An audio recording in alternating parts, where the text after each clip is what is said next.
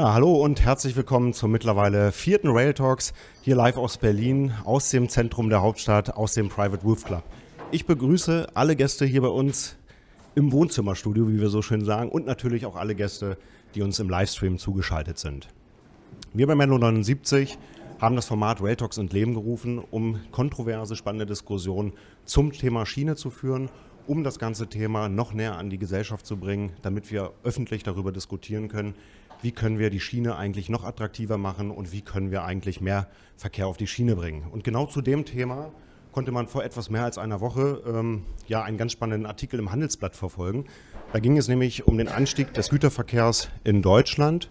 Und nehmen wir mal die Schiene, da wurde zitiert, dass im Vergleich oder im Zeitraum von 2010 bis 2020 sage und schreibe, und jetzt haltet euch fest, 1% mehr Güter auf der Schiene transportiert wurden. 1% mehr. Das ist wirklich gigantisch, muss man sagen. Im Vergleich, im gleichen Artikel war zu lesen, auf der Schiene, auf der Straße hingegen wurden im exakt gleichen Zeitraum 35% mehr Güter transportiert. Und da muss man sich doch ehrlicherweise fragen, was ist hier eigentlich los? Wo wir doch jeden Tag die Debatten führen, wie wir unsere Umwelt schonen können, wie wir mehr Verkehr auf die Schiene bringen. Und wir haben es gerade mal geschafft, 1% mehr auf die Schiene zu transportieren. Das geht so nicht. Sind das alles nur Lippenbekenntnisse der Sektoren, der Politik? Das wollen wir heute klären in einem weiteren spannenden Talk, moderiert von unserer bezaubernden Moderatorin Carola Ferstel. Schönen guten Abend. Ja, danke dir, und ich nehme natürlich ganz gerne an dieser Stelle ab, und der ein oder andere weiß es vielleicht gar nicht. 2021 ist nämlich tatsächlich das europäische Jahr der Schiene, und auch darum wollen wir uns das Ganze etwas genauer angucken, denn es gibt ja seit längerem das ehrgeizige Ziel, 30% der europäischen Transportmengen auf die Schiene zu verlagern, um damit eben auch die Klimabilanz zu verbessern. Und ich habe auch heute wieder spannende, interessante Gäste bei mir, und die möchte ich euch natürlich an dieser Stelle auch gerne vorstellen. Und ich beginne mal hier zu meiner Linken mit Ralf Charlie Schulze. Er ist der amtierende Präsident der UIRR, dem Internationalen Verband für den kombinierten Verkehr Straße, Schiene in Brüssel. Also du bringst uns heute die europäische Sicht auf jeden Fall mit. Jan Elfenhorst sitzt neben mir. Er ist seit nahezu 2 Dekaden der Intermodal- und Bahnbranche treu. Er ist General Manager Germany und Regional Director Central East bei der Lineas GmbH. Eine geballte Ladung also an Fachwissen und auch Unternehmergeist. Ihm gehört denn ein Teilchen von der Bahn, nämlich auch, bei der er arbeitet. Wir haben Nicolas Albrecht bei uns. Er ist Chief Business Development Officer und Vorstandsmitglied bei Cargo Beamer. Und wir sind natürlich auch sehr gespannt auf seine innovativen Gedanken und die umfangreiche Erfahrung in der Kombination von Straße und Schiene.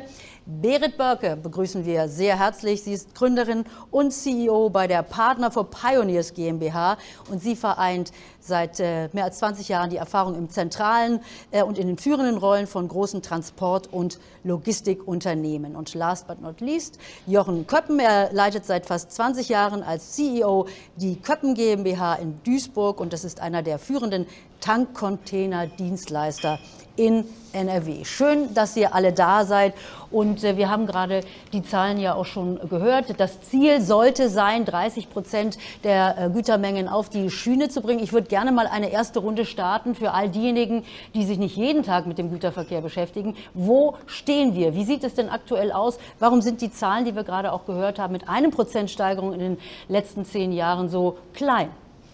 Charlie. Also wir haben hier ein riesengroßes Momentum, das nennt sich European Green Deal.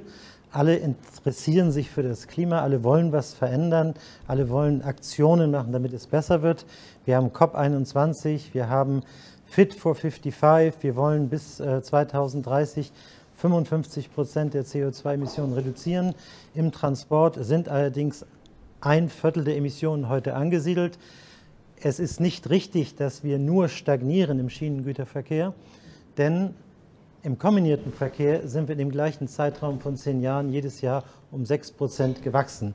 Dafür gibt es Gründe, auf die wir später noch mal zu sprechen kommen, aber ich würde es etwas positiver sehen als in der Anmoderation. Ja, ist es positiv zu sehen oder fehlt noch viel? Positiv ist genau das, was es braucht. Mehr Handeln als Reden, denke ich mal, ist einer der wichtigsten Punkte, um die es geht in unserer Branche. Aber vielleicht, Carola, um deine Frage zu beantworten, warum stehen wir, wo wir stehen? Ich denke mal, für mich sind es immer so 3 Themen. Das eine ist unser Kunde. Den müssen wir wirklich in den zentralen Fokus bringen. Das ist in der Bahnbranche nicht immer der Fall. Und unser Kunde hat globale Supply Chains, während die Eisenbahn nationale Debatten führt. Wir müssen europäisch denken. Und mein Lieblingsbeispiel ist zum Beispiel, dass wir keine Harmonisierung in Europa haben. Der Pilot fliegt durch die Welt in Englisch, der Lkw-Fahrer fährt von Schweden nach Italien. Wir haben immer noch Lokführer, die jede Landessprache Level B2 sprechen müssen. Kein Europa. Der zweite Punkt ist European Level Playing Field. Am Ende des Tages brauchen wir eine Kostentransparenz über alle Verkehrsträger. Und es muss am Ende des Tages zurück zur Infrastruktur genauso einfach sein, einen Zug aus Skandinavien nach Italien zu fahren wie ein Lkw. Da haben wir noch viel in Sachen Harmonisierung und Liberalisierung zu tun. Und last but not least, wir wollen ja heute auch ein bisschen durchaus kritisch diskutieren. Ich denke, unsere Branche ist im Gegensatz zu vielen anderen Transport-Modes, die ich kennenlernen durfte, immer noch sehr, sehr stark von Staatseigentum getrieben. Und ich stehe für eine ehemalige Staatsbahn, die privatisiert wurde. Und ich kann einfach nur sagen, vor Modal Shift, intermodal kommt Mental Shift und der findet hier statt. Und auf die Debatte freue ich mich, weil ich würde gerne Mental shiften. Ja, das machen wir dann heute Abend vielleicht schon. Legen wir gleich los. Wir haben Nicolas bei uns, quasi der Start-up-Unternehmer in der Runde. Wie siehst du die Situation aktuell? Gut, ich kann meinem Vorredner nur beistimmen. Ich glaube, es braucht mehr private Unternehmen, Start-up-Unternehmen, die auch mal in einer relativ komplizierten Industrie, für uns super asset-heavy, auch mal gewillt sind, private Gelder in die Hand zu nehmen. In unserem Fall ist das jetzt über 100 Millionen. Das ist viel, aber das braucht es eben. Zum anderen mal das Positive gesehen. Verkehrsverlagerung wollen wir alle aus Gesichtspunkten der Nachhaltigkeit. Wir stehen auch kurz vor einem Verkehrskollaps. Ich glaube, das ist auch ein aktuelles Thema. Wo sind denn die Potenziale? Was muss denn verlagert werden? Und das sind meines Erachtens die LKWs. 74% des Gütertransports in Deutschland sind LKWs. Das ist in anderen Ländern im Zweifel sogar noch mehr. Weniger als 2% davon fahren aktuell auf der Schiene. Wie kriegen wir diese Teilnehmer, diesen Riesenmarkt auf die Schiene? Und da ist die Frage, wie können wir ein attraktives Schienenangebot offerieren? Wie kriegen wir die Bottlenecks in Sachen Terminals, in Sachen Schienenkapazität reduziert, um damit die strukturellen Vorteile, die die Schiene ja hat, optimal zu nutzen. Aber das klingt ja so, als wenn wir zum ersten Mal drüber nachdenken, Berit. Ganz ehrlich, ich beschäftige mich nicht jeden Tag mit dem Thema, aber dieses Thema, dass wir auf die Schiene wollen mit dem Güterverkehr, das habe ich schon recht häufig gehört. Und ich glaube, da gab es ja auch schon verschiedene Initiativen, Masterpläne und so weiter. Also warum stehen wir jetzt da, wo wir stehen? Und warum gibt es jetzt auch diese Berichte wie den Handelsblattartikel, der das Bild doch recht düster zeigt? So düster sehe ich es auch nicht. Also ich bin ja auch eher der Optimist oder grundsätzlich bin ich optimistisch. Insofern möchte ich vielleicht 2 Punkte herausgreifen. Einmal, was der Ralf sagt. Man muss schon sagen, es funktioniert ja vieles gut, die kombinierten Verkehre, und darauf sollte man sich auch konzentrieren. Genau, was ist wirklich verlagerbar und wie kriegen wir das hin? Und Infrastruktur ist angesprochen worden. Ich glaube, dass sehr, sehr viel mit Digitalisierung geht. Wir sprechen ja nachher auch über Technologien. Und wenn ich das aufgreife, ja, attraktive Schienenprodukte, was ist Attraktivität? Also wann überzeugen wir einen Kunden? Für viele ist das Schienensystem, ja, es ist komplexer, obwohl ich immer sage, naja, wir Logistiker sind ja eigentlich diejenigen, die mit Komplexität umgehen können. Aber für viele ist es eine Blackbox oder ich sage mal zumindest mal ein schwer durchschaubares System, und dieses System müssen wir bespielbarer machen. Und einige Punkte sind angesprochen. Für mich ein zentraler Punkt unter dem Aspekt Attraktivität. Ich muss zum Beispiel an der Kundenschnittstelle schneller werden. Das Übersetzen einer Kundenanforderung in funktionierende Betriebsmodelle dauert heute Monate in der Regel. Ja? Stichwort Trassenstudien und so weiter. Da müssen wir besser werden. Und ein zweiter relevanter Punkt, auch indirekt angesprochen, wir brauchen schon zumindest mal eine Kostengleichheit. Ja? Und strukturell ist die Schiene heute in den Kosten benachteiligt. Da ist vieles aufgegriffen worden in Masterplänen. Aber da müssen Taten folgen, den Reden, und es muss nachvollziehbar und greifbar sein. Also auch das Thema Steuerung. Herr Jochen, als Spediteur bist du ja derjenige, der sozusagen die Waren auf die Schiene bringt und bringen soll. Wo siehst du denn dann die Probleme, die wir aktuell haben? Also wo sind die auch dann direkt bei dir vielleicht zu spüren? Also vielleicht einmal ganz kurzer Blick auch rückwärts. Ich glaube, wenn man sieht, was in den letzten 30 Jahren im kombinierten Verkehr geschaffen worden ist, wie viele Terminals ans Netz gegangen sind, wie viel Ware der kombinierte Verkehr letztendlich aufgenommen hat, das ist eine hervorragende Leistung im Grunde genommen. Und insofern sind die 1%, die im Raum stehen, auch durchaus zu relativieren. Denn ich glaube, so kann man es einfach nicht stehen lassen. Wir haben immer mehr Güterdiversifikation. Wir haben nicht die homogenen großen Mengen Kohle, große Mengen Stahl, Erze oder wie auch immer, die wir per Bahn oder per Binnenschiff in den letzten Jahrzehnten oder Jahrhundert transportiert haben, wofür die Bahn sich ausgerichtet hat, sondern wir haben heute eigentlich das Bedürfnis, in komplexen logistischen Systemen zu leben, ähnlich wie es in Amazon oder ähnliche Dinge von uns verlangen. Das Problem, was ich sehe, ist im Moment, wir stehen häufig an der Schwelle, zusätzliche Kapazitäten zu brauchen. Zusätzliche Kapazitäten heißt nicht Ladeeinheiten, sondern heißt im Grunde genommen Terminalkapazitäten. Terminalkapazitäten bedeutet aber auch Zuwachs am Flächenverbrauch für dieses Produkt kombinierter Verkehr, für die Verlagerung des Güterverkehrs von der Straße auf die Schiene brauchen wir einfach einen schnelleren Ausbau dieser Netze.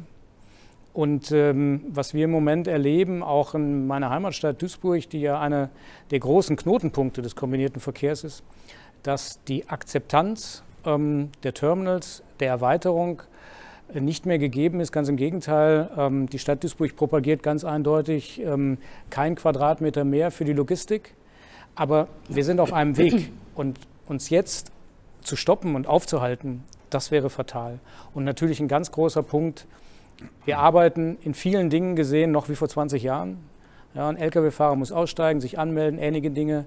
Digitalisierung tut dringend Not. Auch Digitalisierung bei der Überwachung der Ladeeinheiten. Ich glaube, da ist vieles zu tun, um auch den kombinierten Verkehr besser und vor allen Dingen schneller zu machen, weil das ist unser großes Problem. Zu dem Thema Innovation kommen wir gleich noch, also auch das, was möglich ist und was vielleicht dann auch privatwirtschaftlich geschaffen wird. Wir sind ja jetzt im Wahlmonat schon, muss man sagen. Also es ist ja jetzt, wird ja jetzt richtig spannend, von Tag zu Tag eigentlich spannender. 2020 gab es ja den letzten Masterplan, der also für eure Industrie eben auch von Bedeutung ist. Deshalb die Frage jetzt nach der Unterstützung der Politik oder nach dem Verständnis auch der Politik. Fühlt ihr euch da gehört und richtig wahrgenommen oder kommen da die falschen Impulse? Also was ist mit dem Masterplan? Richtet der jetzt nicht alles in den nächsten Monaten? Das überlasse ich dann den anderen Kollegen, aber aus europäischer Sicht möchte ich gerne sagen, dass das, was der Masterplan in Deutschland ist, gibt es leider nicht in jedem Mitgliedsland. Das heißt, nicht alle sind so fortschrittlich wie in Deutschland. Und auf der anderen Seite versucht man auch in einem kleinen Gewaltakt in den nächsten Jahren einige Dossiers wirklich jetzt durchzubekommen. Man hatte bisher das Mobilitätspaket für die Straße und man hat jetzt eine Regulierung über die TEN-V-Korridore, die Rail-Freight-Korridore, man hat die KV-Richtlinie und man will auch die Richtlinie über die Maße und Gewichte wieder öffnen.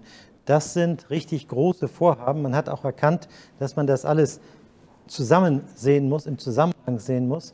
Und ich verspreche mir von diesen Vorhaben, dass wir schneller vorankommen, insbesondere mit solchen Masterplänen wie in Deutschland. Aber egal, was wir rechtlich noch regeln, im kombinierten Verkehr versuchen wir, das Beste aus jedem Verkehrsträger zusammenzubringen und wir brauchen auf gar nichts zu warten. Wir können direkt anfangen. Ich gebe es mal in die Runde. Also ich finde erstmal auch nochmal sehr gut das Thema, ich sag mal, Verkehrssysteme. Wir brauchen starke Verkehrssysteme.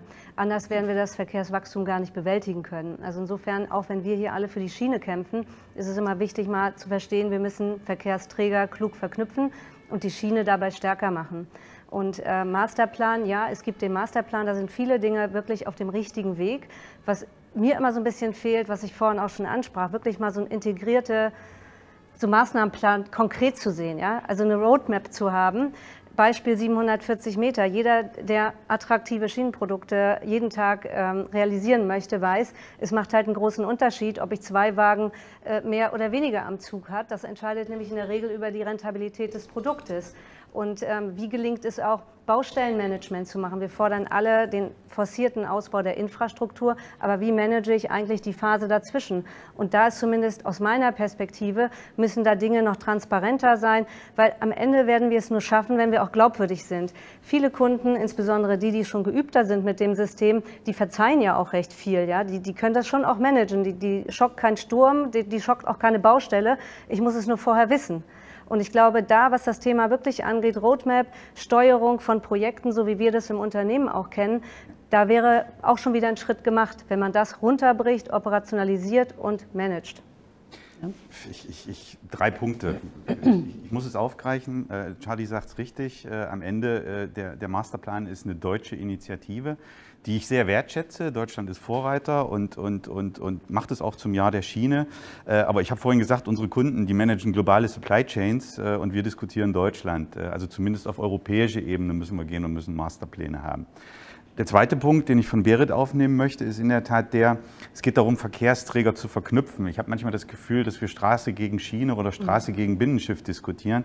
Nein, es geht nicht darum, irgendwie gegeneinander, sondern im Sinne der Supply Chain miteinander, Verkehrsträger sinnvoll miteinander zu verknüpfen und dann Modal Shift zu generieren. Und das muss ein integrierter Ansatz sein und kein Schienenansatz. Und der letzte Punkt, dazu bin ich einfach zu sehr Pragmatiker, um den Punkt nicht zu machen. Ein Masterplan ist immer so Flughöhe 10.000 Fuß. Ich persönlich gehe immer ganz gerne aus Gesprächen, aus Meetings, aus Debatten raus und nehme mir so 2, 3 kleine To-Dos mit, die wirklich was bewegen, wo ich weiß, ab morgen ist die Welt anders, in dem Raum war es vorher dunkel und morgen geht da Licht an. Und aus dem Masterplan runter in diese kleinen Maßnahmen, das fehlt mir noch so ein bisschen. Wir sind da, wir möchten gerne unterstützen und ich glaube, da gibt es noch so eine gewisse Übersetzung, die einfach stattfinden muss. Und da muss man aber die Politik auch abholen, pushen und unterstützen.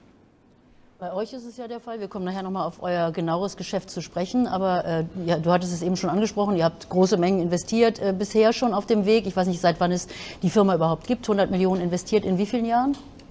Die Firma gibt es ein bisschen länger, Technologie entwickeln dauert halt ein bisschen, vor allem in dem Bereich mit Zertifizierung und so weiter, des Rolling Stocks richtig investiert haben wir jetzt seit 2, 3 Jahren. Aber man muss sagen, es ist ja ein deutsches Unternehmen, das aber nicht in Deutschland sozusagen seine ersten Projekte startet. Also da muss man ja auch sagen, ist die Politik euch nicht gerade hilfreich? Ja, das ist ein guter Punkt. Also als deutsches Unternehmen, wir sind ein Leipziger Unternehmen, wir hätten liebend gern unser erstes eigenes Terminal, wir bauen auch eigene Terminals, in Deutschland gebaut. Das erste Projekt, was wir auserkoren hatten, war in Deutschland. Nun ist es so, während wir das Planfeststellungsverfahren und so weiter gestartet haben, irgendwelche Arten von seltenen Würmern gefunden haben haben wir es nebenbei hinbekommen, eine neue Fläche in Frankreich zu sichern und dort in ein paar Monaten einfach zu bauen. Jetzt ist unser erstes Terminal als deutsches Unternehmen, worauf wir stolz sind, leider in Nordfrankreich. Auch gut, aber das ist ein Thema. Das ist. Die Engpässe sind da, die Terminalkapazitäten, der Zugang zum Schienennetzwerk ist nicht gegeben. Wir arbeiten an einer Lösung mit hocheffizienten Terminals. Wir wollen Teil der Lösung sein. Wir wollen das Geld auch investieren, aber es wird einem eben auf politischer Ebene dann auch wirklich schwer gemacht. Ja, aber dann wäre ja jeder Wahlausgang, die Frage natürlich auch, weil du vorhin sagtest, neue Flächen und wir müssen mehr auf die Schiene bringen, dann wäre ja für euch im Grunde genommen fast jeder Wahlausgang eher positiv, weil egal wie die Regierung sich zusammensetzt, wird wahrscheinlich jede sagen, die Schiene muss gefördert werden aus ökologischer Sicht oder aus wirtschaftlicher Sicht. Also das ist dann ja an der Stelle fast egal, oder? Naja, also, ja, sagen wir mal ja, als Demokrat muss es mir egal sein, wie die Wahl ausgeht. Aber so feststellen... Tiefer gehen wir in das Thema auch nicht rein. Wir Verkehrswirtschaft werden uns mit jede Regierung in irgendeiner Form arrangieren müssen. Aber im Grunde genommen ist es genau der Punkt, den ich eben gesagt habe. Diejenigen, die am stärksten propagieren, die Bahn stärker zu nutzen, müssen einfach wissen, dass mit der stärkeren Nutzung der Bahn unter anderen Umständen, als sie im Massengutverkehr war, eine deutlich stärkerer Ausbau der Infrastruktur einhergeht. Die Infrastruktur ist simpel und ergreifend nicht da. Die Infrastruktur, die wir jetzt haben wollen, um genau diesen Verlagerungseffekt tatsächlich erreichen zu können, die ist nicht vorhanden und die muss gebaut werden. Und dann wird sich zeigen, ob diejenigen, die bisher stark auf kommunaler und auf Landesebene eher gegen die Umsetzung von Bauvorhaben opponiert haben, ihren bundespolitischen Ansatz tatsächlich auch willens sind, innerhalb der eigenen Partei umzusetzen. Ja, gutes Als Statement, genau. Ergänzend hierzu noch, alle sind dafür, aber bitte nicht in meinem Vorgarten. Genau das Prinzip wie bei vielen anderen Dingen auch. Das ist das Hauptthema, aber europaweit, nicht nur in Deutschland. Aber wenn ich an dem Punkt direkt eingreifen darf, ich glaube, wir lassen auch in all den Diskussionen zu oft einfach, ich wiederhole mich, den Kunden außen vor. Ich bin einfach zu sehr Vertriebler, um den Punkt nicht immer wieder zu machen. Am Ende des Tages ist es nicht die Runde hier, die entscheidet, ob Modal Shift stattfindet. Und wir müssen auch am Ende des Tages akzeptieren. Ja, wir müssen am Ende des Tages auch akzeptieren, dass wir den Markt nicht überregulieren dürfen. Also wir dürfen dem Markt nicht aufoktroyieren, dass er intermodal werden soll, sondern ich habe das eingangs schon mal in der Debatte gesagt, irgendwann Ende der 30er Jahre hat Malcolm McLean den Container erfunden, weil er einfach diese ganzen Schüttgutschiffe über die Ozeane, er fand das irgendwie so ein bisschen aufwendig. Ja. Und manchmal können wir ja als Eisenbahn auch wirklich einfach von anderen Verkehrsträgern lernen. Was hat denn der Container in der Deep-Sea-Schifffahrt angerichtet? Eine massive Containerisierung. Und wie immer im Leben, das hat uns die Dampfmaschine schon vorgemacht, es finden Industrialisierungen statt. Es findet eine industrielle Revolution statt.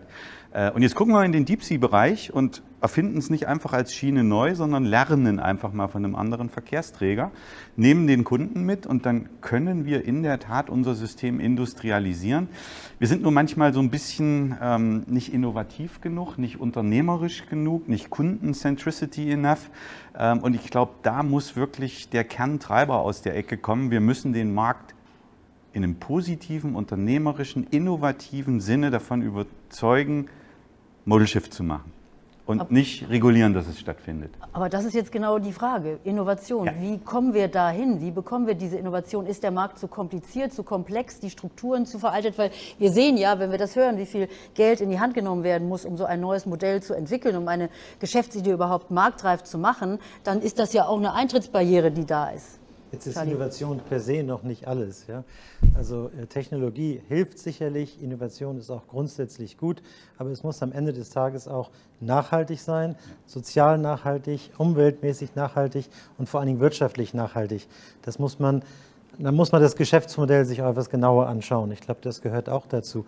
Aber ich wollte nur sagen, der kombinierte Verkehr zum Beispiel, ich muss gar nicht so viel zusätzlich regulieren. Ich habe eine Technik, die sich bewährt hat, die da ist. Wir könnten viel mehr machen, wir könnten anfangen, wenn der politische Wille da wäre und das Vertrauen auch da wäre. Aber diese europäische Harmonisierung, über die wir auch eben gerade sprachen, über die Interoperabilität, ja. Also eben, das ist ja etwas, ich meine, wie bekommen wir das hin? Wir das wissen ist angestoßen, alle, wie wir hier in Europa das dauert etwas länger. Man darf nie vergessen, dass damals die Infrastruktur so gebaut wurde, dass der Feind nicht reinkommt über die Grenze. Deswegen ist es halt so, dass die Signalsysteme, die Stromsysteme, die Sicherheitssysteme und auch die Spurbreite teilweise unterschiedlich sind. Aber ich glaube, dass die Ära dran ist, sowohl was Interoperabilität als auch Sicherheit angeht. Auch ein ERTMS wird es irgendwann geben, das digitale System. Da ist man schon sehr, sehr weit und ich glaube daran, dass man dort einfach weitermachen muss in dieselbe Richtung. Aber ich muss nicht jetzt zusätzlich auf ein Wunder warten, um mehr verlagern zu können. Ja. Ja, das denke ich auch. Ihr schaut euch ja, Berit, ihr schaut euch ja die Märkte auch genau an und auch sicherlich die Tendenzen, die hier sind, also auch die Innovation, die vorangetrieben wird. Wenn ich das höre, also unterschiedliche Spurbreiten, kann ich mir als Laie und vielleicht Hobby-Eisenbahner schon vorstellen, was es da benötigt, um da wirklich durch ganz Europa fahren zu können. Also ich denke, es ist auch beides und man sollte auch immer sehen, was funktioniert auch schon und es kommt aus meiner Sicht, das was ich zumindest wahrnehme, kommt auch mehr Bewegung jetzt rein. Also ich sage mal, ja, wir beschweren uns alle, dass es wird viel geredet, überall steht CO2 senken. Mein persönlicher Eindruck ist, es kommt mehr Bewegung und wir müssen diese Bewegung jetzt nutzen. Und das gilt natürlich einmal in Richtung Bahn, dass ich sage mal, alles, was dort an Skalierbarkeit möglich ist, dass ich das nutze, dass ich innovativ bin. Aber auch Kunden müssen genauso, ich sag mal, investieren. Ja, sie müssen zumindest mal nicht in neues Equipment. Wir wissen, es gibt einen hohen Prozentsatz, ist eben nicht krambar. Ja, wissen wir. Und es wird sich nicht gleich jeder einen neuen Truck anschaffen. Aber dass wir sagen, es gibt Mittel und Wege. Und ich muss aber im ersten Step auch mal sagen, ich investiere jetzt schon mal Zeit. Ja? Ich gebe auch vielleicht mal einen kleinen Vertrauensvorschuss und sage, ich investiere in Ideen, ich investiere in Zeit und ich starte zumindest mal einen Dialog, wo Konzepte rauskommen.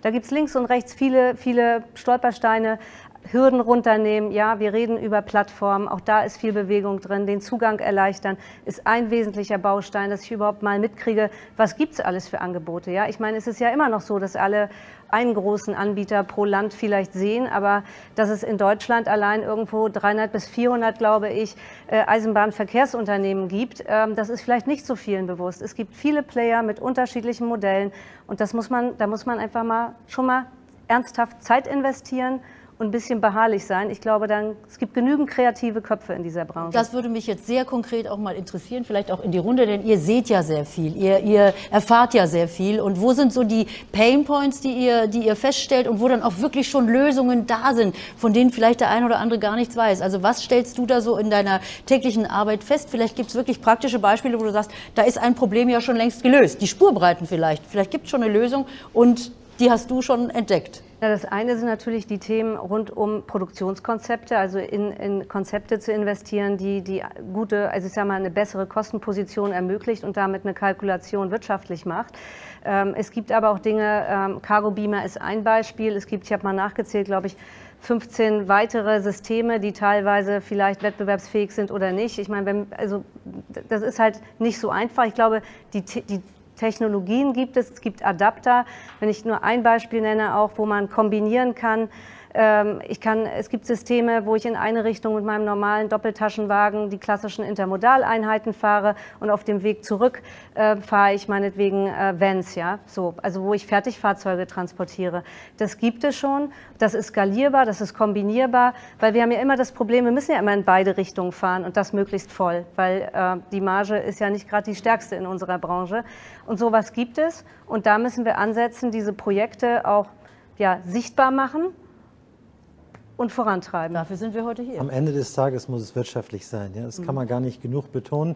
Und wir sind felsenfest davon überzeugt, dass der kombinierte Verkehr per se wirtschaftlich sein könnte, wenn man tatsächlich dieses Level Playing Field zwischen den Verkehrsträgern tatsächlich hätte, wenn man mit gleich langen Spießen kämpfen würde. Jetzt hat die Kommission uns das für 2050 versprochen. Bis dahin brauchen wir noch ein paar Incentives, aber ich glaube, dass eigentlich der kommende Verkehr gar keine Subventionen bräuchte. Das geht auch ohne Subventionen. Also es ist nicht richtig, dass die Systeme, die hier entwickelt werden, alle nur subventioniert was bringen können am Ende des Tages. Ich glaube, dass es am Ende in 2050, ja, wenn wir das Level Playing Field haben werden, sich herausstellen wird, dass sehr wohl das Einschalten von dem richtigen Verkehrsträger an der richtigen Stelle in der logistischen Kette so viel Mehrwert bringt, dass ich tatsächlich den Benchmark zur Straße erreiche und auf langen Entfernungen den nachhaltigeren Verkehrsträger einsetzen werde. Ihr bewegt euch ja jetzt privatwirtschaftlich dann im Wettbewerbsumfeld. Also was tut ihr denn, um euer Unternehmen tatsächlich attraktiver zu machen für eure Kunden und zu sagen, wir sind eine Bahn und wir holen euch jetzt auf die Schiene? Mein tägliches Business-Motto, if you can't do it better, why do it? Wir überlegen uns jeden Tag, wo wir aus der Box raus können. Wir überlegen uns jeden Tag, wo wir Copy-Paste Lösungen, wie du sie angesprochen hast, auch anderen Kunden anbieten können. Wir brechen wirklich Wände ein. Es gibt im Eisenbahnbereich einen konventionellen Bereich und einen intermodalen Bereich, die immer so koexistieren. Wir mischen beide Systeme, wir befüllen Korridore. Wir haben eine ganze Menge, aber nochmal zurück zu meinem Punkt, du musst halt immer mit dem Kunden anfangen. Wir sind so eine Inside-Out-Branche gewesen, auch durch diesen Staatseigentum. Ja. Wir haben Tarife gehabt, wir haben dem Kunden das Produkt hingelegt und haben gesagt, nutz. Und dann hat er gesagt, nee, finde ich jetzt nicht so toll. Wir wollen Selbstzweck. Ja. Wir engineeren es zurück vom Kunden. Das, glaube ich, unterscheidet uns maßgeblich neben den Menschen, die den Mental Shift vorantreiben. Und wir versuchen Kunden individuell trotzdem skalierbare, standardisierte Lösungen zu kreieren. Und dann kommen wir zu den Themen, es gibt schon wirklich Möglichkeiten. Wir haben Lösungen, Berit hat es gesagt, wir müssen sie oftmals nur anwenden. Dennoch sage ich an der Stelle, wenn wir vielleicht das ein oder andere noch durchhauen wollen und schneller werden wollen. Ich meine, er sagt es gerade, wir kommen vom Masterplan, dann fällt das Wort 2050, Speed. Unternehmertum, Innovation, Speed. 2050 hat für mich nichts mit Speed zu tun. Ja? Und zurück zu meinem Beispiel. Ich habe einen Lokführer, der muss in Deutschland Deutsch sprechen, der muss in Frankreich Französisch sprechen, der muss in Italien Italienisch sprechen. Lösung, ja, wir haben Lokomotiven, die können durchfahren, die sind Multisystem. der Lokführer, und ich fahre zweimal im Jahr selbst auf der Lok mit, und ich kann euch versprechen, da wird gar nicht so viel diskutiert. Ja? Da gibt es irgendwie ein Vokabular von 100, 150 Wörtern. Ja. Piloten können das auch. Warum machen wir das nicht einfach? Warum haben wir nicht einfach eine europäische Sprache? Und der zweite Punkt, ich weiß, wir kommen nachher noch dazu, und ich muss immer aufpassen, dass ich mich nicht in Rage rede und emotional werde, aber als Unternehmer will man natürlich auch pushen und will Lösungen. Ja? Wir reden über Digitalisierung. Letztens fahre ich wieder auf einer Lok mit, liegt da immer noch dieses dicke Buch, und wir reden über Streckenkunde. Der LKW nutzt seit 25 Jahren das Navigationssystem. Also jeder, der es mal will, gerne auf eine Lok setzen und gucken, wo das Navigationssystem ist. Das gibt es nicht. Warum? Weil der Markt überreguliert ist. Also lasst uns manchmal auch einfach machen. Ich glaube, wir haben als Branche gigantisch gute Ideen, innovative Unternehmen, wirklich spannende Ansätze. Aber manchmal habe ich so das Gefühl, mir könnte einer echt die Steilkugel vom Fuß machen. Dann ging es auch ein bisschen schneller. Ja, wir wollen die innovativen Ideen natürlich auch uns genauer anschauen, und deshalb kommen wir zu Cargo Beamer. Du hattest vorhin schon mal ganz kurz erläutert, dass ihr jetzt mit eurem ersten Projekt tatsächlich ins französisches Ausland ist auch gut, nach Frankreich geht, also ins Nachbarland. Erzähl uns ein bisschen, was Cargo Beamer macht, was daran eigentlich so ein neuer Ansatz ist. Ja gut, wie ursprünglich gesagt, wir haben uns angeguckt, wir haben uns den Markt angeguckt, wir haben uns die Kunden angeguckt, wir haben uns angeguckt, wo ist das Problem, was kann verlagert werden, wo ist das Potenzial. Wir haben gesehen, der Markt ist riesig. Was ist das Thema? Extrem viele LKWs auf der Straße, weniger als 2%, wie ich gesagt habe, fahren auf der Bahn. Warum? Weil die meisten sind nicht mal kranbar, sprich, die können gar nicht erst Bahn fahren. Die können den kombinierten Verkehr, dessen Angebot ja gut ist, gar nicht erst benutzen. Punkt 1, sprich, du brauchst ein Angebot, was für alle da ist. Du musst alle LKWs, den gesamten Kunden, das Kundenpotenzial ansprechen. Die Kranbahn, die nicht Kranbahn. Alle müssen bahnfähig sein. Im Passagierbereich ist das nicht anders. Wenn du einen Rollstuhl hast, kannst du auch Bahn fahren. Das ist halt so. Zweites Thema, wo sind die Engpässe? Die Engpässe sind in den Terminals. Wir sind jetzt bei weniger als 2% der LKWs auf der Schiene schon bei den meisten wichtigen KV-Terminals voll an der Oberkante. Wir benutzen die Kapazitäten jetzt schon voll aus. Das heißt, diese ganzen Verlagerungsziele sind eigentlich gar nicht realistisch oder nicht möglich, Stand heute mit der heutigen Terminalkapazität. Das heißt, wir haben uns angeguckt, wie können wir das? Wie können wir den kompletten Markt ansprechen und wie können wir dafür sorgen, dass wirklich diese Massen von LKWs dann auch schnell auf die Schiene kommen. Und wenn du schnell auf die Schiene kommst, kannst du schnell hin und her fahren, dann kannst du schnell einen Zug umdrehen, dann kannst du quasi im Schienengüterbereich oder im Güterverkehr ein ähnliches Angebot auf die Schiene bringen, wie du es im Passagierbereich hast. München-Berlin ist mit dem Zug interessant für Passagiere, weil der Zug jede Stunde fährt und nicht, weil er einmal am Tag fährt. Das reicht nicht aus. Und das ist halt im Güterverkehr ähnlich. Und dementsprechend haben wir uns angeguckt, ursprünglich wird alles eben vertikal gekrant und so weiter. Und wir bauen eigene, komplett automatisierte, digitalisierte Terminals, wo wir mit dem iPad das komplette Terminal steuern. Und was wir machen, ist, dass der Zug ankommt. Wir bauen noch eigene Waggons. Und da wird dann eben der komplette Zug einfach mal seitlich rausgefahren. Also alle 36 Trailer oder 38 parallel, horizontal auf der einen Seite rausgefahren. Und die bereits vorgeladenen, Fahrer muss nicht warten und so weiter, werden parallel reingefahren. Das heißt, dieser ganze B- und Entladeprozess, der normal 2 bis 4 bis 6 Stunden dauern kann, dauert bei uns einfach mal 10 Minuten. Das heißt, wir haben den größten, glaube ich, Prozessschritt einfach komplett optimiert, um dementsprechend in Zukunft dafür zu sorgen, dass in eigene Terminals, die bei uns auch kleiner, die Hälfte nur so lang sein können, nicht nur, 60.000 Umschläge im Jahr, sondern bis zu 240.000 Umschläge im Jahr ermöglicht werden. Somit ist dieses Bottleneck, Zugang zum Schienennetzwerk, auf jeden Fall schon mal reduziert. Das wird immer noch da sein. Das braucht nicht nur uns, es braucht ganz viele andere Lösungen. Wir arbeiten zusammen, aber das ist, glaube ich, ein erster Ansatz. Aber sind das Ansätze, sind das Lösungen, die tatsächlich dann auch wirklich, auf die der Markt sozusagen gewartet hat, Berit? Also ich halte das für gut, Cargo Beamer. Ich sehe natürlich auch, was passiert. Also Warenströme sind sehr volatil. Wenn ich sag mal, es ist natürlich einfacher, wenn ich Terminalnetze habe. Also ich weiß aus der Erfahrung, wir müssen oft auch Terminals wechseln, weil der Kunde verlagert sich, die Fabrik wird da geschlossen.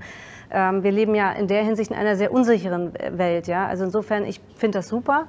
Aber das heißt nicht, jetzt haben wir die eine Lösung, es ist wieder ein wichtiger Beitrag und ich finde es auch toll, wie viel da investiert wird. Ja, das ist auch ein wichtiges Signal an die Branche, ist meine Meinung.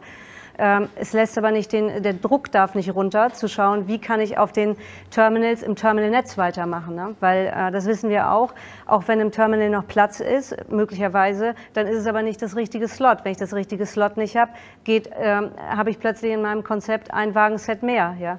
So, und das zerschlägt mir wieder die Kalkulation. Das heißt, kombinierbar, flexibel, Standards, ja, auch Wagen, die ich wechseln kann, die ich wieder verknüpfen kann. Auch das Thema, was ja Lineas, glaube ich, auch sehr stark macht, Wagengruppen zu kombinieren, ja, an klassischen Intermodalzug eine Wagengruppe mit anhängen. Das müssen wir viel mehr pushen. Und dann ist auch bei aller Notwendigkeit, die Infrastruktur auszubauen. Das ist so. Aber es gibt schon noch Potenziale, auch das Netz, so wie es heute ist, stärker zu nutzen. Ja. Also es sind Bausteine und alle Bausteine, die zur Verlagerung beitragen, sind per se mal gut, so sie dann wirtschaftlich und nachhaltig sind. Also von daher, wir brauchen alle Bausteine, wir brauchen alles, was möglich ist, um mehr zu verlagern, um auch unsere Klimaziele erreichen zu können. Ich meine, das wird dann wieder in der Diskussion auch ein bisschen vergessen, aber dahinter ist natürlich schon die Idee, dass das auch einen positiven Klimaeffekt hat. Und deswegen jeder Baustein, der dazu beiträgt, ist gut. So, alle Herrschaften hier im Raum und alle jetzt auch an den Rechnern. Wir wollen natürlich auch euch alle mitmachen lassen und insofern ist jetzt die Fragerunde eröffnet. Hier im Raum könnt ihr natürlich direkt eure Fragen stellen und ich hoffe, dass es da auch reichlich Fragen noch gibt, denn ich glaube, das Thema ist noch lange nicht erschlagen. Aber ich beginne vielleicht mal mit einer Frage, die jetzt hier übers Netz gestellt worden ist. Das ist übrigens in eurem System mit drin, dieses Fragetool, wo ihr also jetzt einfach eure Fragen reinschreiben könnt und ich kriege das dann hier auf dieses wunderbare kleine Gerät. Also, gibt es Low-Hanging Fruits mit Blick auf die europäische Harmonisierung? Das ist mal eine Frage. Der einzige Low-Hanging Fruit ist der kombinierte Verkehr. Das ist der Low-Hanging Fruit. Also, da müssen wir weitermachen. Ist das auch deine Meinung? Das ist absolut das, wo man ran muss. Also die Frage war, gibt es Low-Hanging Fruits bei der Harmonisierung? Ja. Meine Antwort, die Frucht, die ziemlich faul ist und von alleine bald runterfällt, wäre meine einheitliche Sprache. Die einheitliche Sprache. Aber können wir gerne bis 2050 warten. Englisch gibt es dann immer noch. Oder digital gelöst, das gibt es auch dazu. Am Ende des Tages, ja. Die klassischen Low-Hanging Fruits, wenn wir sehen, was es kostet, diese Low-Hanging Fruits zu ernten, muss man sagen, so low hängen sie gar nicht. Also das, was ihr da in die Hand nehmt, ist ja schon eine größere Frucht. Ja klar, aber was Jan anspricht, ist ja total klar. Ich meine, was ist unser größter Wettbewerber jetzt aus unserer Sicht? Ist nicht andere konkurrierende Technologien, das ist die Straße. Genau. Ja. Und wir wollen gemeinsam mit der Straße arbeiten. Und wir müssen schneller und günstiger als die Straße sein. Und wenn du natürlich einen LKW hast, wo du mit einem Zettel quer durch Europa fahren kannst und das vergleichst du dann mit Lokführerwechsel an jeder Grenze und so weiter, da tun wir uns, ich glaube, da binden wir uns selber Probleme ans Bein, die man eigentlich, glaube ich, nicht braucht. Länderlizenzen, ne? Wäre auch nochmal so ein Punkt. Ja. Ich weiß nicht, wie weit wir da sind, aber für jedes Land einzeln dauert. Es sollte zumindest gepusht werden. Ich weiß nicht, wie weit wir da stehen, aber das ist auch so ein Punkt. Das ist auf der Straße seit 30 Jahren tot, Länderlizenzen. Also abgeschafft. Der Benchmark ist der Verkehrsträger links und rechts. Ja? Ich meine, der Kunde sagt uns, und das haben wir uns dann auch in unser Logo oder in unseren Slogan reingeschrieben, wir möchten irgendwann Maschinenprodukte haben, die genauso einfach nutzbar sind wie Straße. Wenn du das irgendwann hinkriegst und dann auch noch preisgleich und natürlich umweltfreundlicher bist, dann ist des Rätsels Lösung da. Am Ende des Tages ist es aber eben diese Chancengleichheit, die wünschen wir uns und am Ende versuchen wir natürlich auch ohne. Aber ja, um die Frage zu beantworten, Low-Hanging Fruits heißen de facto unterm Strich alle europäisch denken und deregulieren. Und zusammenarbeiten und auch die Baustellen zu koordinieren. Also da kommt schon noch einiges dazu, denn da muss ich auch nicht warten. Das ist ein ganz wichtiger Punkt, ja genau. Das ist gerade die Baustellen und die nationalen Infrastrukturbetreiber. Da funktioniert zwar schon einigermaßen bei den ganz großen Baustellen, ich denke mal nur so an den Brenner, eine Achillessehne, ja. Aber das ist ein Punkt, zumindest mal die Koordination, das wäre schon klasse. Ja. Das sollte gehen. Aber wieder die Überschrift europäisch. Ja. Ich habe noch ein Stichwort, und zwar die rollende Landstraße, die hier jetzt in der nächsten Frage mit thematisiert wird. Die gab es schon mal mehr in Deutschland, so schreibt hier unser Frager. Und jetzt rutscht sie mir gerade weg, die Frage. Ein großer Spediteur aus Hamburg hat diesen Kombiverkehr 1969 mitbegründet. In meinen Augen ist hier ein Rückschritt. Umschlagbahnhöfe werden geschlossen, wie in meiner ehemaligen Heimatstadt Bielefeld. Wie schnell bekommt man denn das Wagenmaterial auf die Schiene? Die rollende Landstraße benötigt ja in meinen Augen auch weniger Fläche. Oder irre ich mich da? Also wer hat eine Meinung zur rollenden Landstraße?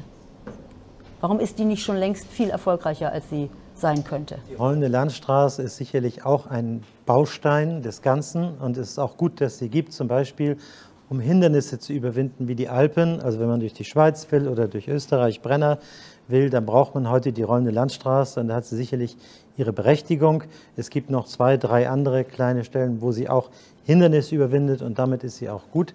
Aber sie hat natürlich das Problem der Wirtschaftlichkeit, weil ich zahle im Grunde genommen zweimal. Ich zahle zum einen die Schiene und zum anderen die Straße, weil der Chauffeur, der Fahrer fährt mit im Begleitwagen und das macht die ganze Sache nicht einfacher. Das heißt, es wird ganz ohne Subventionen wahrscheinlich nicht auskommen. So effizient und produktiv kann sie gar nicht gemacht werden. Aber es ist trotzdem wichtig, dass sie auch Teil des Ganzen ist. Ich glaube, wir müssen auch ein bisschen für das Auditorium noch mal ein bisschen weg von den Schwierigkeiten auf der Schienenfahrt selber noch mal rausarbeiten, vor welchem Dilemma wir im Grunde genommen nach so vielen Jahren Entwicklungszeit stehen, dass der Straßen-Lkw, der Aufbau des Lkws oder der Auflieger des Lkws in keinster Weise entwickelt worden ist, um auf der Schiene mitzufahren und dass wir auf der anderen Seite eine starke Containerisierung erfahren haben. Alles, was containerisiert ist, lässt sich wunderbar stapeln, hat keinen hohen Flächenverbrauch im Umschlag und lässt sich wunderbar zwischen den einzelnen Verkehrsträgern hin und her shiften. Cargo Beamer ist eine super Lösung, ohne jede Frage, weil Cargo Beamer macht genau eigentlich das, was die rollende Landstraße damals konnte, nämlich einfach mal einen ganzen LKW auf die Bahn fahren, ohne Kran, ohne alles. Aber bei dem System rollende Landstraße hängt halt die Zugmaschine samt Fahrer noch dran. Das ist widersinnig. So, hier drehen wir ja im Grunde genommen den Tragwagen so aus, dass sich der Auflieger und nur der Auflieger auf die Bahn setzen lässt, zurückdrehen lässt und dann kann auf der Schiene reisen. Aber wir haben diese Krux der unterschiedlichen Entwicklungen. Die Aufbauten von LKWs sind sehr leicht, nicht stapelfähig, haben eine hohe Flächenauslastung, sind aber eigentlich nicht dafür geschaffen, auf der Bahn mitzufahren. Und da ist natürlich auch so ein bisschen die Frage, welchen Weg gehen wir? Wir müssen sicherlich beide beschreiten, aber das muss man auch irgendwo am Ende des Tages wissen. Wir müssen einmal den Weg beschreiten, den Nutzfahrzeugaufbau oder Auflieger auf die Bahn zu bekommen. Und auf der anderen Seite mehr womöglich zu containerisieren. Und da sind sicherlich auch dann die Kunden gefragt, die Endkunden gefragt, was können wir noch containerisieren, um den kombinierten Verkehr einfacher zu gestalten. Ja? Und dann haben sie so low-hanging fruits wie Anlagen, die in, sage ich mal, großen Werken sind, wo man dann eben einzelne Wagengruppen anbinden kann, im Grunde genommen so ein Hub-and-Spoke-System aufbauen kann im kombinierten Verkehr, wo man die Industrie über die Schiene anbindet, auch gar nicht mehr über den LKW vielleicht anbindet. Aber das sind einige Dinge. Aber wichtig war mir ganz einfach diese technische Parallelentwicklung, die wir hier heute haben im Ergebnis, mit der wir ganz einfach leben müssen. Jetzt kommt noch mal eine Frage, die wir vielleicht nicht gerade so direkt beantworten können, und zwar auch zu den Schienenkapazitäten. Wo kommen denn diese Schienenkapazitäten her und vor allem, wer soll das finanzieren? Also das Einfachste ist, ich habe sofort mehr Kapazitäten, wenn die Pünktlichkeit, die Qualität besser ist. Das wäre ein richtiger Low-Hanging Fruit, da könnte ich sofort anfangen, weil wir haben das letztes Jahr gesehen während Covid-19, wo es weniger Personenzüge auch gab, da ist die Qualität in die Höhe geschnellt. Also auch weniger Menschen, die rumfahren, das wäre auch schon eine Lösung. Ob das die Lösung ist? Ich glaube, dass man schon einen Deutschland-Takt machen sollte, auch für den Personenverkehr. Man muss nur die gleiche Idee vom Deutschland-Takt auch auf den kombinierten Verkehr umsetzen. Es müssen industrialisierte, getaktete Verkehre sein und dann passt das plötzlich auch zusammen. Aber je nach Wahlausgang sollen wir dann bald keine nationalen Flüge mehr haben. Das ist schon klar, dass dann immer mehr Leute auf die Schiene auch kommen.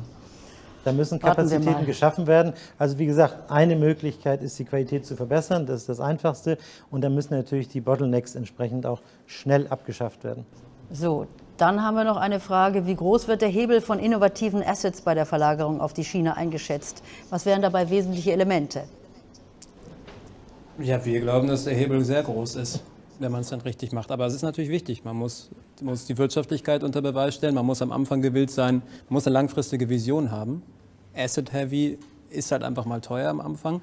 Man muss dann auch, glaube ich, den Optimismus haben, langfristig auf die Schiene zu setzen. Aber du hast ja nun auch Investoren in deiner Firma mit drin. War es denn schwierig, die von diesem Thema zu überzeugen? Oder war das etwas, wo jeder von Anfang an gesagt hat, ja, wir investieren jetzt einen richtigen großen Batzen Geld, aber das wird dann auch? Nein, ich glaube, schwierig zu überzeugen war es nicht unbedingt. Ich glaube, die Schiene macht einfach Sinn. Es ist, wenn man es so vergleicht und wenn man vor allem, ich glaube, das sind alles Investoren, denen ist das Thema Nachhaltigkeit wichtig, denen ist wirklich eine Lösung finden für die Probleme, die wir haben, wichtig. Und die gucken sich an, was im Bereich Elektro-LKWs passiert, Wasserstoff-LKWs und so weiter, autonomes Fahren. Das behebt ja gewisse Probleme nicht. Die Autobahnen sind ja trotzdem voll. Ob das jetzt elektrobetrieben ist oder wasserstoffbetrieben ist, macht dann nicht so einen Unterschied, oder ob da eine Hochspannungsleitung drüber ist. Das haben sich die Investoren, die bei uns, die unsere Idee spannend fanden, einfach überlegt und gesagt, das kann es nicht sein. Die Schiene ist garantiert klimafreundlicher, sie ist garantiert energieeffizienter und sie hat garantiert Bottlenecks, die man beheben kann, aber dann garantierte noch mehr Kapazitäten als die Autobahn. Und da muss man gewillt sein, drauf zu setzen. Das ist natürlich auch eine Wette. Aber es gibt die Investoren, die daran denken und die daran glauben. Aber die müssten dann ja noch mal ein bisschen stärker gepiekst werden. Denn das, was wir hören, die groß finanzierten Unternehmen, das sind dann wieder so Gorillas, die dann hier im 10-Minuten-Takt die Sachen ausliefern und die dann gleich mal mit mehreren Milliarden finanziert werden, weil darauf gesetzt wird, dass noch 7 oder 10 andere Konkurrenten in den gleichen Markt stoßen und noch mehr kleine Motorroller durch die Stadt rollern. Also die nachhaltigen Geschäftsmodelle, also gerade auch das, was Schiene betrifft, höre ich sehr selten, dass da die größeren Investoren dran sind. Das ist bei uns im Fundraising, wir machen immer Fundraising, eigentlich das größte Problem. Und das ist echt erstaunlich. Man konkurriert mit so Unternehmen aus Amerika, viele, die halt auf autonomes Fahren setzen, mit den Liliums der Welt, weil das sind dann so andere Möglichkeiten. Flugtaxis. Das ist eine Konzeptphase. Das ist noch lange nicht bewiesen, noch lange nicht umgesetzt. Das ist ins Casino gehen mit deinem Investment. Halt. Aber sexy. Sexier als die Schiene. Ja, und ich glaube, da müssen wir auch als Sektor dran arbeiten. Da müssen wir gucken, dass diese ganzen Low-Hanging Fruit, das ist ja eigentlich, stimmt eigentlich das ja optimistisch, weil es gibt Low-Hanging Fruits. Auf der Straße gibt es keine Low-Hanging Fruits. Da brauchen wir charismatische Gründer. Und risikofreundliche. Aber ich glaube, die Frage war ja nochmal auch Asset Intelligence, ja, und da geht jetzt einiges voran, obwohl da hängen wir, glaube ich, als Branche hinterher. Da wird eben noch von Hand gekuppelt, hoffentlich demnächst dann nicht mehr mit der digitalen automatischen Kupplung, die da auch vorangetrieben wird. Aber es sind verschiedene Beispiele. Gerade in der Digitalisierung sind meines Erachtens ganz, ganz viele Möglichkeiten. Und auch Deutschlandtakt, ja, es geht bei uns ja nicht entweder oder. Wir sprechen hier über den Schienengüterverkehr, aber den Personenverkehr, da sind wir auch ganz ambitioniert.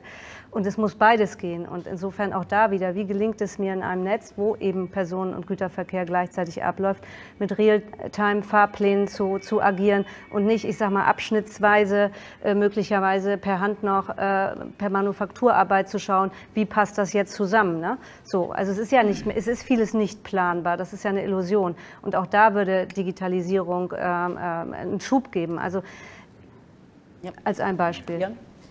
Du, ich meine, das ganze Thema innovative Assets, also ich schließe mich dem, was gesagt wurde, komplett an. Auf der anderen Seite mag ich auch die Debatte, weil schauen wir uns mal den Verkehrsträger an. Ich meine, der ist schienengebunden, der hat eine Oberleitung. Wir reden über autonomes Fahren. Welcher Verkehrsträger ist mehr dafür geeignet, da in der Tat mal in Richtung Automatisierung einfach einen Schritt nach vorne zu gehen? Ich komme mal wieder zurück zu meinem Punkt und das ist auch das Thema Investoren. Warum kommen Investoren nicht so gerne in unsere Branche? Ich meine, ich habe selbst vor 20 Jahren in die Branche reingeschnuppert und habe damals mit eines der ersten privaten EVUs in Deutschland gegründet. Du hast ganz viel Staatseigentum und sorry to say, die publizieren dann halt einmal im Jahr, wie hoch die Verluste waren. Automatisch ist die Branche nicht ganz so sexy. Und wenn du dann halt auch das Thema hast, wir sind gerade mitten in einer Streikphase, dass Gewerkschaften streiken, das sind halt alles so Innovationshemmer. Aber nochmal, innovative Assets, der selbstfahrende Güterzug, der selbstfahrende Wagen im Hamburger Hafen, im Rotterdamer Hafen, da fahren Container wie von Geisterhand durch die Gegend. Das ist einfach automatisiert, das gibt es schon. Und wenn das im Hafen von Rotterdam und im Hafen von Hamburg geht, dann stellt sich für mich die Frage, warum geht das nicht auch auf Langstrecke? Ich schaue mal hier bei uns in den Raum. Wir haben noch Fragen. Hier vorne ist eine Frage. Ja, ich glaube. Kann man mich hören? Gut. Jetzt ist gesagt worden, das geht immer über den Markt und das kriegen wir dann schon hin. Ich möchte noch mal kurz der Regulation oder auch dem Nudging vielleicht so ein bisschen Nachschub verleihen. Also wenn ich jetzt mein Geld privat verbrennen möchte, dann würde ich mir jetzt ein Container-Terminal-Netz aufbauen und hoffen, dass es irgendwann eigenwirtschaftlich betreibbar ist. Wir haben als Eisenbahn schlichtweg einen Kosten- und Nachteil gegenüber einer Straße, die einfach mit billigem Sprit und billigem Fahrer über eine nicht zu bezahlende Autobahn fährt. Und es ist völlig illusorisch zu glauben, dass ohne das schon genannte Level Playing Field, dass sich jemals ändern wird. Wir rennen also hinterher und versuchen irgendwie mit Kostenknautschen irgendwie in die Nähe zu kommen und lassen dabei die Qualität leiden. Die Menschheit, Europa, muss irgendwann eine Entscheidung treffen, ob sie sich das mit diesem Verkehrssystem gönnen wollen, und das muss entsprechend finanziell unterfüttert werden. Wenn das nicht stattfindet, passiert exakt gar nichts. Nummer 1. Nummer 2 ist auch schon angesprochen worden, die Infrastrukturen Europas sind allesamt Staatsinfrastrukturen, die exakt null Interesse daran haben, was an der anderen Staatsinfrastruktur nebenan passiert. Sitzen zwar alle in Koordinationsrunden zusammen und der Charlie kennt das bestens, ja, und das dauert sehr jahrelang, und das Ergebnis ist immer wieder, dass die Baustellen nicht miteinander abgestimmt werden. Also wenn wir noch eine Gesetzgebung bräuchten, ein 5. Eisenbahnpaket, dann müssten wir ein Eurocontrol for Rail machen mit der entsprechenden Korridorsteuerung, damit wir nach einem Rastatt-Unfall das durch Frankreich durchrouten können und nicht warten müssen, bis einem das nach 4 Wochen einfällt, dass man das machen könnte. Ja? Das wären nochmal so 2 Punkte. Tja, gebe ich mal in die Runde. Politischer Wille, vollkommen klar, ist die Grundvoraussetzung, und die Kooperation, die Zusammenarbeit zwischen den einzelnen Infrastrukturbetreibern ist essentiell. Also ein Collaborative Decision Making, wie es in der Luftfahrt ja auch geht, sollte hier angewendet werden. Man ist auch da dran, man hat sich das schon überlegt, aber es ist leider alles noch ein bisschen schwerfälliger. Aber ich gebe Jens vollkommen recht, politischer Wille und diese Kooperation sind 2 Ingredienzen, ohne die geht es gar nicht. Und Vielleicht eine Ergänzung noch dazu, was das Thema Kostennachteil angeht. Da bin ich absolut, ich habe es auch zu Beginn gesagt, das ist für mich erstmal die Rahmenbedingung, die gesetzt sein muss, weil ansonsten ist es ein Kampf gegen Windmühlen, oder ich vergleiche es immer gerne, ich trete zum 100-Meter-Lauf an und werde aber 20 Meter hinter den Startblock gestellt. Also insofern, das ist für mich wirklich Grundvoraussetzung. Ja, Jens Engelmann. Ich muss ganz kurz ein bisschen eine Lanze brechen an dieser Stelle. Brechen wir erstmal eine Lanze. Wir lassen die Lanze erstmal brechen. Ich kriege sie gleich wieder zusammen, auf jeden Fall. Was die Kosten anbetrifft und die einzelnen Positionen, was die Maut und die Bezahlung der Straße anbetrifft. Ich denke, da sind wir durchaus einer Meinung, dass die Mautkosten für den Unterhalt und den Bau der Straße durchaus angemessen sind. Was die billigen Fahrer anbetrifft, das ist seltsamerweise ja auch politisch gewollt in der EG. Ist ein Riesenthema von mir, ja.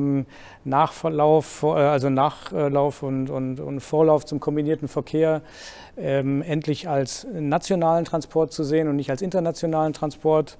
Spätestens hier heben dann die Bahnunternehmen und sagen, ja, aber wir brauchen die billigen Fahrer, ja, sonst geraten wir noch mehr ins Hintertreffen. Die kosten nur 1,80 € oder so die Stunde, ja, aber dagegen kämpfen wir ja genauso an. Ich kann nur sagen, seitens des deutschen Güterkraftverkehrs, wir haben immer weniger Fahrer. Ja, die Verlagerung von Verkehr auf die Straße ist auch im Grunde genommen mit im eigenen Interesse als Spediteur, hier dran auch mitzuwirken. Wir haben ja gar nicht das massive Interesse, möglichst viele LKWs auf möglichst vielen Straßen laufen zu lassen, sondern wir müssen Waren bewegen. Und wir als Güterkraftverkehrsunternehmer, ne, wenn ich mich auch mal in diese Ecke stellen darf, haben ja genau das gleiche Interesse wie du, Jan, ja, zu sagen, was will unser Kunde? Ja. Na, wir können ja auch nicht wegdiskutieren, der LKW gehört gänzlich abgeschafft. Das ist ja auch genauso barer Unsinn wie den Umkehrschluss, alle Güter dürfen nur noch mit der Schiene transportiert werden. Also alle Verkehrsträger haben eine gewisse Berechtigung, nur wir müssen sagen, wir wollen den Shift. Ja. Wir wollen mehr auf der Schiene, wir wollen weniger auf der Straße. Nur so als Güterkraftverkehrsunternehmer war ich gerade so ein bisschen angepiekst, und jetzt bin ich auch schon wieder ruhig. Dabei haben wir das gar nicht so gemeint. Nein, bestimmt nicht. Also es gibt ja auch tolle Projekte, wenn ich das nochmal als ein Beispiel auch einbringe, jetzt vom BGL zusammen mit der Allianz pro Schiene, Anforderungen gerade von Truckern auch aufzunehmen um die Buchungsplattform weiterzuentwickeln und zu schauen, welche Anforderungen müssen da rein, wie gelingt das. Und daran sieht man ja, das wäre ja vielleicht vor einer gewissen Zeit noch unvorstellbar gewesen, und ich glaube, das ist auch eine wichtige Funktion von Verbänden, auch mal Bündnisse zu schmieden, auf Projekte bezogen, um dem Ganzen mehr Power zu geben. Ja? Also insofern. Vielleicht noch ganz kurz eine Ergänzung aus der Sozialpolitik. Warum haben wir so einen großen Wettbewerb aus Litauen oder so? Ja, so viel Kraftfahrer hat Litauen überhaupt nicht, wie Litauen LKWs hat. Die meisten litauischen Fahrzeuge werden besetzt durch ukrainische und weißrussische Fahrer. Das weiß kein Mensch. Die polnischen LKWs sind großen Teil besetzt durch weißrussische und ukrainische Fahrer. Warum? Weil wir in Deutschland keinen russischen Fahrer einstellen können, einfach mal so. Ja, ist ein großes administratives Hemmnis. Aber auf der anderen Seite unsere Kollegen in anderen Ländern das sehr wohl dürfen und diese Fahrzeuge dann wochenlang oder monatelang in Deutschland positionieren. Und solange wir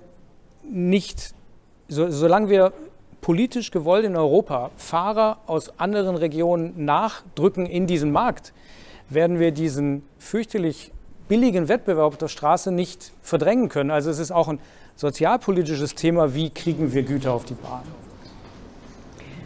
Wir haben noch eine Frage. Hier, genau.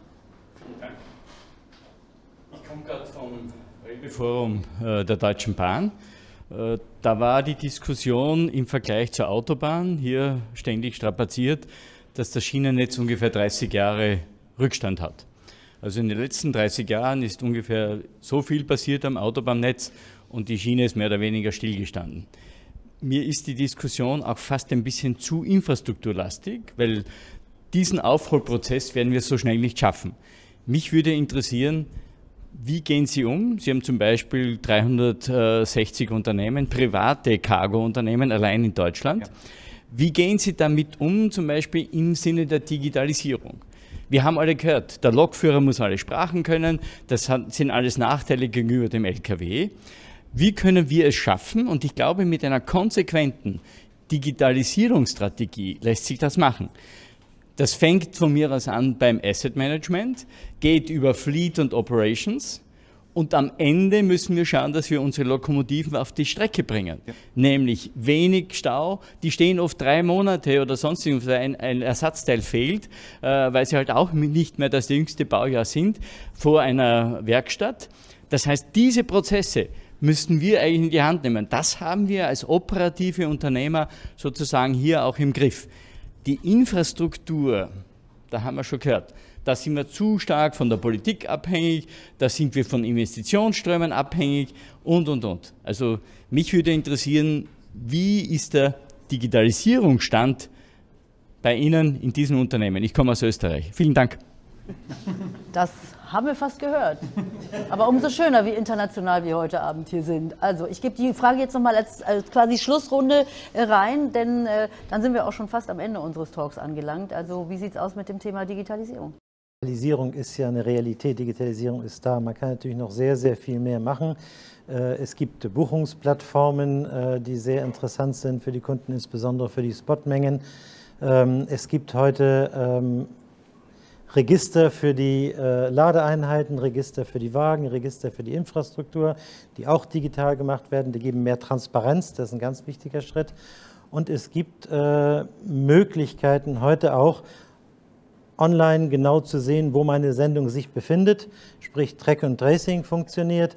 Ich kann mit GPS meine Sendung orten und ich kann sogar heute ziemlich genau sagen, wann sie denn ankommt. Das sind alles Elemente der Digitalisierung, die hier ihren Beitrag leisten. Und ich habe auch die Grundvoraussetzungen dafür geschaffen, weil jede Ladeeinheit hat ihren Code, sei es ein Big-Code, sei es ein ILO-Code.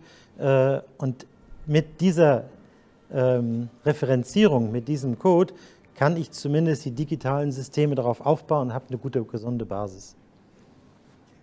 Die Frage ging ja auch in die Richtung, kann Digitalisierung uns helfen, Infrastruktur besser zu nutzen? Und Charlie, du hast es eingangs ja schon gesagt. Ich glaube, wenn wir immer von einer total überlasteten Infrastruktur reden und dann parallel aneinander halbvolle Züge vorbeifahren, müssen wir uns nicht wundern, wenn die Infrastruktur ziemlich überlastet ist.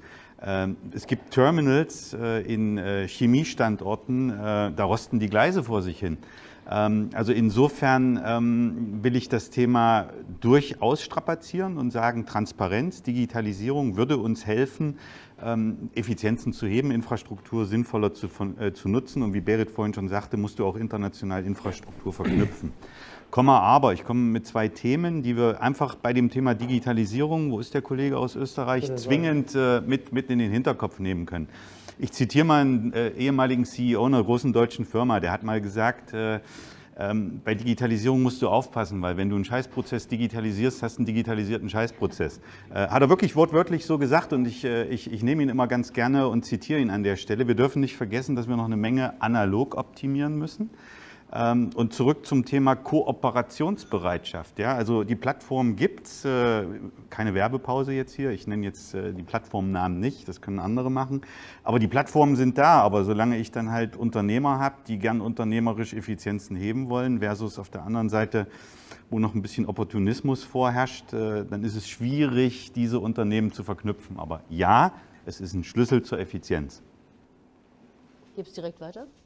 Ja, bei uns ist natürlich ein bisschen eine andere Perspektive, weil ich glaube, meine Kollegen haben es da, oder vor allem die von staatlichen EVUs und so weiter kommen, haben es da schwieriger. Da muss Digitalisierung auf bestehende Prozesse und bestehende Mindsets aufgebaut werden. Bei uns ist es natürlich so, wir sind ein Start-up. Bei uns stand die Digitalisierung zuerst da. Und um die Digitalisierung wurde eine Firma aufgebaut. Und ich denke, das heißt bei uns, jeder neue Prozessschritt, jedes neue Aufgabenfeld, was übernommen wird, muss digitalisiert werden. Das geht gar nicht anders. Das ist die Firmenreligion. Aber das ist eben viel einfacher. Und ich glaube, wenn mehr solcher Player auch im Markt sind, und da gibt es ja jetzt, da gibt es weniger auf der Asset-Seite, aber so auf der digitalen Portalseite und so weiter, gibt es tolle Ideen. Und wenn da mehr entsteht, wenn mehr aus der privatwirtschaftlichen Richtung kommt, wo die Digitalisierung schon Mindset ist, hilft das auf jeden Fall. Das ist vielleicht ein gutes Stichwort, Digitalisierungs-Mindset, Berit. Also das findet man vielleicht in der Branche noch nicht so überall, weil ja nun die Schiene, die da liegt aus Stahl und die bleibt da liegen und die wird nie digital sein. Also fehlt dieses Mindset an vielen Stellen. Ja, ich denke, das Mindset müssen wir ändern noch. Also das ist, glaube ich, tatsächlich auch, ich habe es vorhin gesagt, in Logistik denken, nicht Züge fahren. Ich glaube, dass viele noch, und das ist kein, Eisenbahner sein ist toll, aber in Logistik denken, das widerspricht sich auch überhaupt nicht. Aber das ist schon ein Unterschied in der Denkweise. Unter dem Aspekt Digitalisierung, Data Sharing, überhaupt Sharing-Modelle ist, glaube ich, ein Riesenthema, wo man ganz viel draus machen könnte. Und will ich einfach jetzt nur noch mal so in den Raum werfen. Ja. Genau. Digitalisierung ist, glaube ich, auch ein Riesenpunkt, gerade im KV, zwischen den unterschiedlichen Verkehrsträgern. Also die der Ware oder der jeweiligen Ladeeinheit vorauslaufenden Daten, die sind oftmals heute noch nicht vorhanden.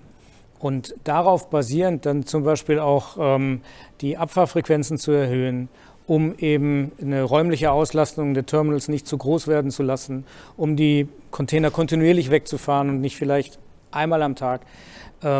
Ich glaube, da steckt eine ganze Menge Potenzial, sowohl auf Straßeninfrastruktur, auf Straßenassets geringer zurückgreifen zu müssen, aber auch auf der Schienenseite. Ja.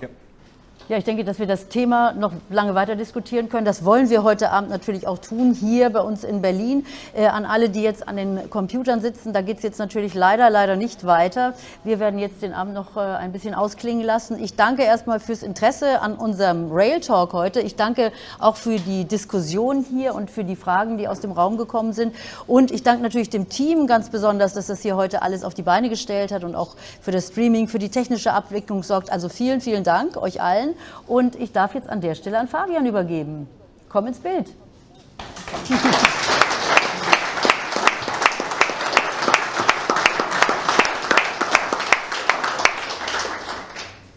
Ja, Carola, super, vielen Dank. Vielen Dank an euch alle für die super spannende Diskussion und auch danke ans ganze Publikum, dass ihr alle dabei wart. Carola, erstmal vielen Dank. Dankeschön, danke.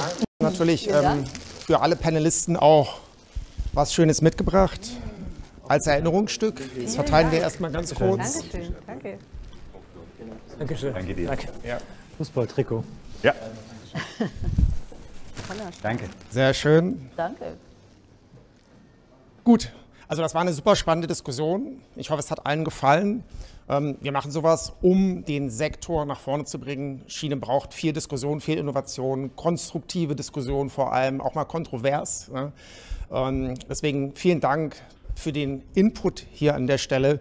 Wir freuen uns jetzt schon auf das nächste Event von RailTalks, wieder mit spannenden Gästen am 2. Dezember.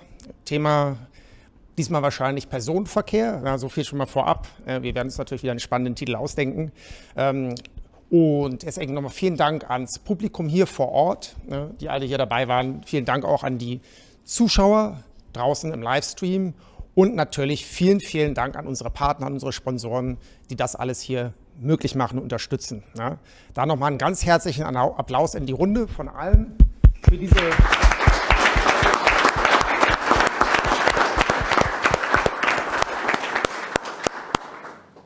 Und wir schließen dann für heute, wünschen allen einen schönen Abend bei strahlendem Sonnenwetter. Hier vor Ort werden wir noch ein bisschen Dinner-Event haben, uns noch ein bisschen austauschen und vor allen Dingen der spannenden Diskussion auch hoffentlich Taten folgen lassen. Kooperationen anbahnen, das ist jetzt der nächste Schritt, damit wir vielleicht in einem Jahr hier sitzen können und sagen können, hey, das hat sich gelohnt und der Marktanteil ist hoffentlich angestiegen. Also vielen Dank, ja, danke an euch alle und bis zum nächsten Mal. Danke, Fabian. Tschüss.